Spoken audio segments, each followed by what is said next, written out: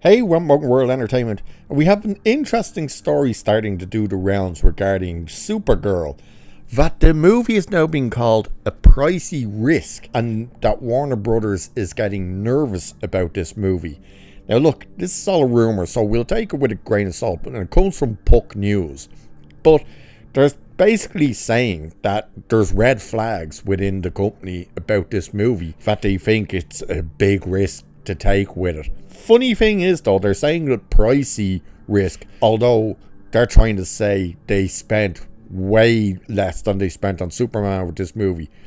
The reports are that they've still spent something in around 230 million on this movie. Of course, they're trying to say less than that, but let's take a look at this anyway. So the headline says James Gunn's Supergirl called a pricey risk, Warner Brothers nervous. And the article says, a new industry take suggests the studio still has real concerns about Supergirl. Puck News previously flagged James Gunn's Supergirl as one of the red flags on Warner Brothers' 2026 slate.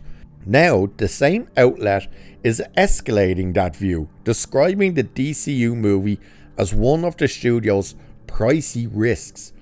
That's not the kind of label you want attached to a superhero movie that's supposed to help carry the future of James Gunn's DCU, especially with the sale of Warner Bros. Discovery and new owners Paramount Skydance. Yeah, obviously you don't want that type of label, but at the same time, all of these movies are incredibly expensive, so it's not like you're really going out on a limb to go, oh, they're going to be nervous about that. So Puck's latest comments came while discussing The Collapse of the Bride, the Maggie Gyllenhaal feminist movie that opened to a disastrous $7 million domestically against a reported budget of around $92 million. I'm pretty sure it's 90. And the marketing, it turns out, was $65 million, so yeah, that's ridiculous. So, while mocking Warner Brothers' attempts to downplay the failure, Puck noted that the studio still has several expensive films on deck that come with serious risks. Supergirl was singled out by name. Whoop-de-doo! What does it all mean, Basil? So Puck wrote, despite Warner Brothers' successful run in 2025, that's certainly an optimistic statement for a studio with a bunch of pricey risks like Supergirl, Tom Cruise's Digger, and J.J. Abrams' The Great Beyond on its 26th slate. Is that J.J. Abrams movie coming out this year? That's the one with... Is it Sydney? No, it's not Sydney Sweeney. I think it's Glenn Powell and... Oh, it's Jenna Ortega, isn't it? I think that's that movie. Still don't know what the hell it is, but... And if it's coming out this year, where's the trailers or anything about it? Don't know. But Puck is essentially suggesting that Warner Brothers sees Supergirl as a financial risk, not a sure thing. And it isn't being framed as a breakout hit. It's being treated by the industry like a movie that could easily disappoint. We've all said it'll probably absolutely bomb, and it probably will. There's no way Supergirl is making more money than Superman. And I don't even think it's going to come a fraction of what Superman did. I honestly think this thing will be lucky if it can break 400 million. But it says here anyway, the concern makes sense. Supergirl has already faced backlash tied to the trailer, criticism over the tone, and questions about how closely it actually sticks to the Woman of Tomorrow's source material. That concern is about the Tom King story because it's a disastrous story. It's one of the worst selling comics in the Supergirl run. So that tells you everything you need to know. And James Gunn is trying to say like, oh, we're sticking quite close to the source material on this one. So reports surrounding the movie have also been messy, with rumors about changes to the villain, Krem, and a general feeling that the film is leaning too hard into Gunn's same offbeat formula he uses for everything, something that audiences have already started pushing back on. It's all the same. And it really is. The thing about the Supergirl trailer and the movie itself, which is hilarious to sit back and look at, is the trailer drops and every single person went, it's Guardians of the Galaxy. It's the most James Gunn movie, and he didn't direct this one. Like, that's the funny, he didn't write it or direct it. He did, however, show up on set and direct a couple of scenes. That is known that he did that. So what scenes, we don't know.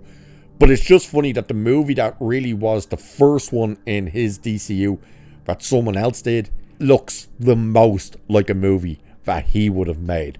But it says here anyway, there is also the bigger issue hanging over all of this. Gunn's Superman did not perform as the massive worldwide reset Warner Brothers likely wanted. As a result, Supergirl now faces even more pressure, especially as another female-led superhero movie following box office failures like The Marvels and Madam Web. Women don't go to see superhero films. Well, that's not necessarily true. They don't go and see the shit superhero movies, which is what they've all been now. They did go and watch all the other ones. How else do you think Aquaman made it to $1 billion? And sure shit wasn't all the boys going to see Jason Momoa topless. So the flick is also shaping up to be another divisive, message-driven project from Gunn. What his DCU seems to be all about for some reason. The formula already hurt Peacemaker, which lost nearly 40% of its audience in Season 2. The Lanterns trailer is also getting major backlash, and the approach didn't work out for Warner Brothers' The Bride either. So, and while things have been quiet lately surrounding the film, that won't last much longer. DC has already teased that Supergirl will take over Superman Day, pointing to a marketing push starting in April. Warner Brothers will likely want to get ahead of the conversation surrounding the movie sooner rather than later, especially with Gunn also set to begin filming Man of Tomorrow around the same time. Corn Sweat is slated to appear in Supergirl, so they'll likely use Man of Tomorrow production to promote Supergirl and vice versa.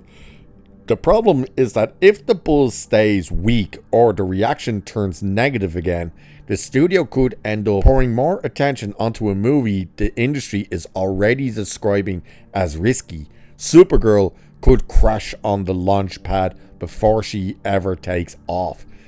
And yeah, there's so many things that are already going against this movie. You know, they're trying to sell you on Lobo. Lobo's barely in the movie. In fact, from everything they're saying, he's got 2 fight scenes and that's it. He's in the movie for like just under or just over 5 minutes. So you're not getting a hell of a lot of Lobo. Then, of course, the tone. Again, everybody's going, it's just Guardians of the Galaxy. Then, of course, what's the first thing you put in your trailer? You have Crypto pissing on an image of Superman.